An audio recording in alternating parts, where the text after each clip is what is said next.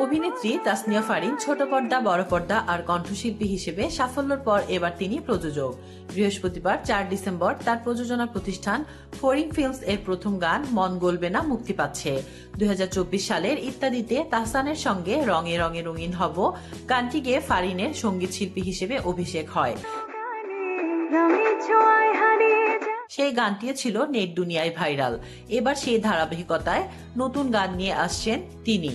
কিংবদন্তি গীতিকার কবির বকুল এর লেখা মন গলবে না গানটিতে ফারিনের সঙ্গে কণ্ঠ দিয়েছেন জনপ্রিয় সঙ্গীত তারকা ইমরান মাহমুদুল। গতবারের মতো এই গানটিরও সুর ও সঙ্গীত আয়োজন করেছেন ইমরান।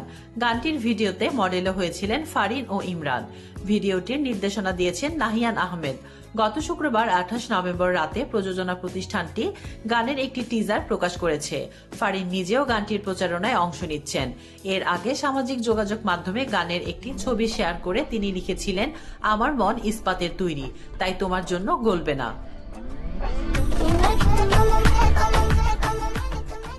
তাসলিমা আক্তার শিমু, SBS বাংলা।